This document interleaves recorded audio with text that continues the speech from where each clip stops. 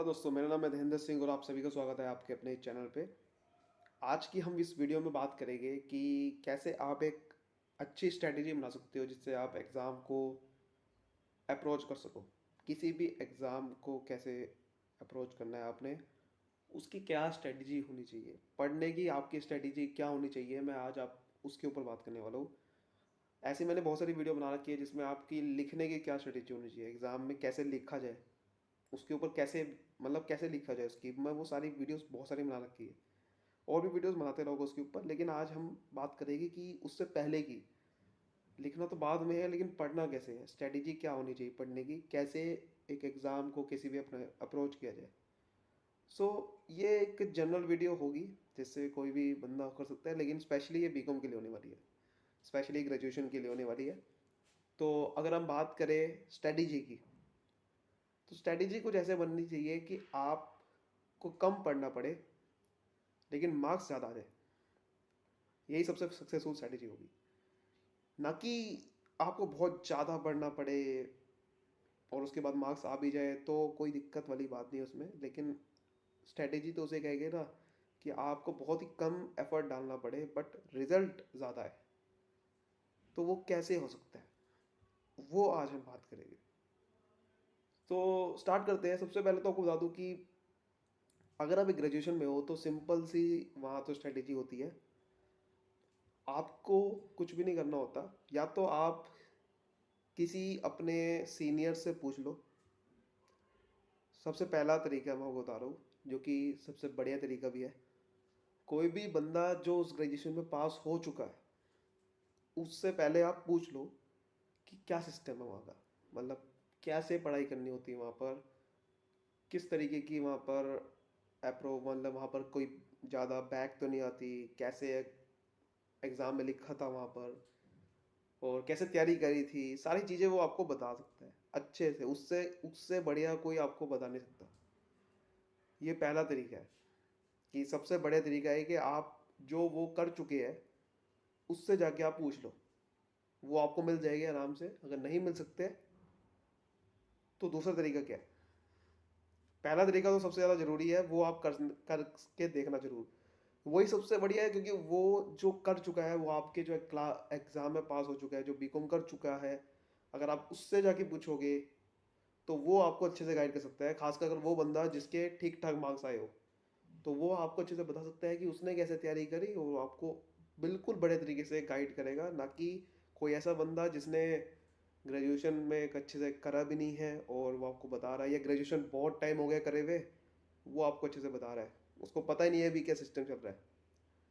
तो इसलिए वो तरीका सबसे बेस्ट है। या फिर दूसरा तरीका क्या है, आप क्या करो, आप क्या करो, आप पिछले जो भी प्रीवियस ईयर पेपर्स होते हैं किसी भी ग्रेजुएशन के, कोई भी आपको एग्ज़ाम आने वाला सपोज करो, जो आपके प्रीवियस ईयर पेपर होते हैं, प्रीवियस ईयर, वो उठाओ आप और उसको आप स्टडी करना स्टार्ट करो कि कौन कौन से ऐसे टॉपिक है जहाँ से क्वेश्चन आ रहा है, इस सब्जेक्ट में ऐसे कौन कौन से चैप्टर है जहाँ से सबसे ज़्यादा क्वेश्चन बनते हैं, और उसमें से ऐसे कौन से टॉपिक है जहाँ से सबसे ज़्यादा क्वेश्चन आ रहा है। अगर हम वो तरीका करेंगे तो वो सबसे बेस्ट तरीका होगा, ना कि हम बेफालतू में बिना सोचे समझे ऐसे पढ़ते जाए। तो स्ट्रेटजी ये होनी चाहिए कि आपकी ये देखो कि कौन सा चीज़ पूछी जा रही है एग्जाम में, वही चीज़ की अगर आप तैयारी करोगे तो वो ज़्यादा बेस्ट होगा, ना कि आप कुछ भी अपने तरीके से पढ़ते जा रहे हो। जो ऑलरेडी एक सक्सेस मेथड है उसको आप फॉलो करोगे तो वो ज़्यादा बेस्ट है, ना कि अपना कोई एक सक्सेस मेथड निकालने से बढ़िया है। उसमें भी हो सकता है कि आपको अच्छे से पास हो जाओ, बट अगर एक स्ट्रैटेजी बनाए तो वो ये सबसे बड़ी स्ट्रेटेजी है। आप प्रीवियस ईयर पेपर देखो, आपको पता चल जाएगा कि ये चैप्टर है, 5 चैप्टर है, इसमें से क्वेश्चन आते हैं बस। और उसके बाद अगर पांचों में से अगर ना भी आए तो अगले 5 चैप्टर मेरे रेडी है, इसमें से तो आएंगे। तो ये स्ट्रेटेजी क्या होगी कि आपने रिस्क फ्री होगी कि आपके अगर ये 5 चैप्टर है, ऐसा नहीं है कि पांचों में से नहीं आएगा, पांचों में से हो सकता है 2 में आएगा, बाकी में ना आए अगर, तो बाकी की चैप्टर मेरे दूसरे रेडी है। तो अगर एक 15 चैप्टर है तो 15 में से मैंने 8-10 चैप्टर पूरे अच्छे से पक्के कर लिया है कि इसमें से तो सारे क्वेश्चन आने ही आने हैं। ये आपने स्टडी कर लिया। वो कैसे होगा, जब आप प्रीवियस ईयर के पेपर स्टडी करोगे। वो आपको अपनी यूनिवर्सिटी की मिल जाएगी, यूनिवर्सिटी की वेबसाइट्स में मिल जाएगा, आपको कोई बुक के पीछे मिल जाएगा, आप मॉडल ले सकते हो, कहीं से भी मिल सकता है आपको ये प्रीवियस ईयर पेपर। आप कोई बुक खरीद लो जहाँ से मिल जाए, या फिर आप 10 ईयर पेपर आते हैं आप वो ले सकते हो, मॉडल में मिल जाएगा। तो ये तरीका सबसे बेस्ट है। प्रीवियस ईयर पेपर आपको पहले लेना है, उसके बाद उसको स्टडी करना है, और सारी स्ट्रेटेजी वहीं से बन जाएगी कि किस तरीके से पढ़ाई करनी है आपने, तब आपकी पढ़ाई स्टार्ट होगी। ये तरीका पहले ही करना है। बहुत सारे लोग क्या करते हैं, प्रीवियस ईयर पेपर को बाद में देखते हैं कि यार ये क्वेश्चन आते हैं, ऐसे नहीं करना। ये अगर आप पहले करोगे तो एफर्ट कम लगेगा और रिजल्ट ज़्यादा आएगा। वरना होगा क्या कि आप पढ़ तो लोगे बहुत सारे चैप्टर, आपको पता चलेगा ये तो चैप्टर में से क्वेश्चन आता ही नहीं है, तो क्या फ़ायदा हुआ पढ़ने का फिर। तो इसलिए पहले अगर आप स्टडी कर लोगे तो वो ज़्यादा बेस्ट होगा कि आपको पता चल जाएगा कि ये चैप्टर ही बस मुझे पढ़ने हैं, बस और कुछ नहीं पढ़ना। तो ये स्ट्रैटेजी आपको अपनानी है ग्रेजुएशन के अंदर खासकर। और अगर आप क्लास 12th में हो तो वहाँ भी आप ये स्ट्रैटेजी अपना सकते हो, बट वहाँ तो आपको सब कुछ ही पढ़ो, क्योंकि वहाँ ऐसा नहीं है कि सिर्फ कुछ ही चैप्टर पढ़ लिए या फिर ये चैप्टर पढ़ लिए, वहाँ तो सब कुछ ही पढ़ना चाहिए।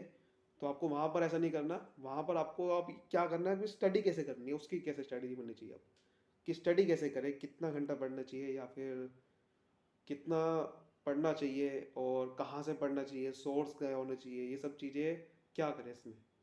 तो ग्रेजुएशन में खासकर तो कुछ भी नहीं करना आपने। सोर्स उसमें बहुत सारे मिल जाएंगे आपको, पीडीएफ मिल जाती है, ई बुक, ई बुक की पीडीएफ मिल जाएगी आपको। आप अपनी कोई भी जो आपका सब्जेक्ट है वो सर्च मारो गूगल पे, उसकी पीडीएफ लिखो, मिल जाती है। ई बुक बहुत सारी मिल जाती है, तो वहाँ से आप पढ़ सकते हो, या फिर आप बुक से पढ़ लो, कोई बुक खरीदनी पड़ेगी उसकी, तो बुक खरीद के पढ़ लो। बुक से नहीं पढ़ने जाते तो फिर आपको कोई ना कोई, आपको उसी टॉपिक को सर्च मार के जो उसके आर्टिकल आते हैं बहुत सारे, वहाँ से भी बहुत कभी कभार बहुत अच्छा लिखा होता है, वहाँ से पढ़ सकते हो। बट वो तरीका इतना सही नहीं है। तो कभी कभार ऐसे टॉपिक में होते हैं जहाँ से आपको नहीं मिल रहा, तो वो तो आप कर सकते हो कि गूगल पे आपने सर्च मारा, वो टॉपिक का आपको पूरा एक आर्टिकल मिल गया और बहुत अच्छे से लिखा हुआ है, वही आप मटेरियल यूज़ कर सकते हो। या फिर ई बुक से पढ़ सकते हो। ये तरीका सबसे बढ़िया है। अगर आप जैसे कोई प्राइवेट बीकॉम कर रहे हो या प्राइवेट कोई ग्रेजुएशन कर रहे हो, तो वहाँ से ये तरीका बढ़िया है कि ई बुक मिल जाती है, वहाँ से पढ़ लिया, स्टडी मटेरियल वहाँ बढ़िया मिल जाता है। तो ये तरीका सबसे बढ़िया है। या फिर कोई बुक खरीद ली, मॉडल इतने बढ़िया नहीं होते, मॉडल भी खरीद लो, हो सकता है उसमें सही मिल जाए। लेकिन मॉडल अगर नहीं, उसमें ज़्यादा मटेरियल है, तो आप ये तरीका अपना सकते हो कि ई बुक और ये सब चीज़ें गूगल पे सर्च मार के और भी चीज़ें मिल जाएगी उसके मटेरियल।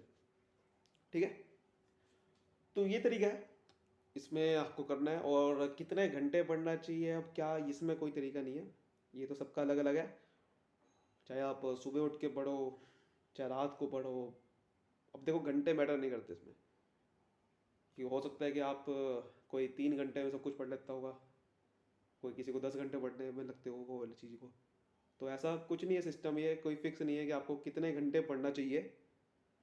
बट ये है कि आप अपने हिसाब से दे सकते हो। आपको पता होगा कि आप एक किसी चैप्टर को या किसी एक, मुझे अब आपने स्ट्रेटेजी बना ली है पहली, आप पहली अब स्ट्रेटेजी बना चुके हो कि हाँ ये यही मुझे पढ़ना है।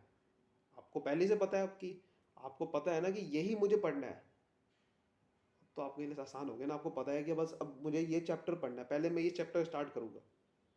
ठीक है, अब आपको पता चल गया कि यार यही चीज़ मुझे पढ़नी है। मुझे पता चल गया कि ये बस अब मैं स्टार्ट करूँगा इस चैप्टर से। ये चैप्टर मुझे अच्छे से नहीं आता, पहले जो नहीं आता उसको पहले पढ़ो, क्योंकि जो आता है वो तो आपको बहुत जल्दी समझ में आ जाएगा। देखिए जो नहीं आता पहले उसको अच्छे से पढ़ो पहले, ताकि वो दिक्कत खत्म हो वहाँ से। तो आपने वो चैप्टर उठाना है और आपको समझ में आ जाएगा कि हाँ भाई चैप्टर है, थोड़ा टाइम लगेगा। अब कितने घंटे पढ़ना है इसका कोई फिक्स नहीं है। हो सकता है कि आपको सुबह अच्छा लगता हो पढ़ना, तो सुबह पढ़ सकते हो, या फिर जब आपको टाइम मिले। या हो सकता है कि आपको ये एक फिक्स कर लिया कि भाई मुझे इतने घंटे से इतने घंटे तो पढ़ना ही पढ़ना है। इसमें पढ़ना ज़रूर है, मतलब ये नहीं है कि इसमें कि भाई छोड़ना कल पढ़ लेते हैं, ऐसा नहीं करना। रोज़ अगर आप थोड़ा थोड़ा भी पढ़ोगे तो वो ज़्यादा बढ़िया है। वो भी आपको वो भी काम आएगा आपको बाद में। बिल्कुल ही नहीं पढ़ोगे, सोचो क्योंकि मैं तो वही जब पेपर आएगा तब पढ़ूंगा, तो ये गलत है। तब आप फंस जाओगे उस समय आपने कुछ भी पढ़ नहीं रखा होगा। थोड़ा थोड़ा पढ़ते रहना है। आपने देखना है कि हाँ भाई एक स्ट्रैटेजी बना ली कि मुझे आज ये चैप्टर ख़त्म करना है या आज ये टॉपिक ख़त्म करना है, इस तरीके से आपने कर लिया, तो ये तरीका आपके लिए बेस्ट वर्क करेगा। ठीक है, आई होप आपको अच्छे से समझ में आ गया होगा कि स्ट्रेटेजी कैसे बनानी होती है किसी भी चीज़ की। कोई भी एग्ज़ाम में जाना है, अगर आप एक स्ट्रेटेजी बना के चलोगे तो वो ज़्यादा अच्छे से आपके लिए चीज़ें वर्क करेगी, आपको एफर्ट कम डालना पड़ेगा, रिजल्ट ज़्यादा आएगा। तो यही तरीका होता है कि आप ये देख लो कि एक्चुअल में आता क्या है, एग्ज़ाम में आता क्या है। आपने सक्सेस मेथड को फॉलो कर लिया, जो कर चुके हैं या तो उनको देख लिया, उनसे पूछ लिया, या फिर जो आप ऑलरेडी आपको पता है। देखो, गाइड तो लेनी पड़ेगी इससे, हो सकता है कि आप टीचर से पूछ लिया, टीचर आपको बता देंगे, हो सकता है कि जो कर सकते हैं, जो सीनियर्स हैं, जो ऑलरेडी है, वो आपको बता देंगे। तो वहाँ से आपने समझा, आपको एक स्ट्रेटजी मिल गई कि हाँ भाई ये तरीका है, पूरा का पूरा स्टेप बाय स्टेप तरीका समझ में आ गया, ये चैप्टर्स ही पढ़ने हैं, खत्म बात।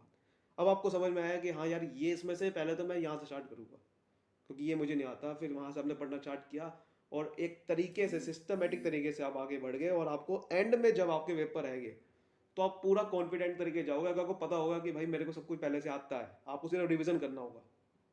और जिसको नहीं, जिसको पढ़ा नहीं होगा उसने, वो वहाँ फंस जाएगा, वो फंस जाएगा वहाँ पर। और लेकिन आपने पढ़ा होगा तो आपको सिर्फ रिविजन करना होगा।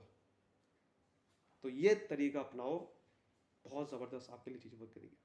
आई होप आपको अच्छे समझ में आया होगा पूरा का पूरा स्ट्रेटेजी कैसे बनाते हैं। अगर आप और वीडियो देखना चाहते हो तो आप ग्रेजुएशन में हो तो आप बीकॉम स्किल्स एंड प्रेजेंटेशन के नाम की प्लेलिस्ट बनी हुई है, आप जाके देख सकते हो। तब तक मिलते हैं, तब तक bye bye, thank you so much.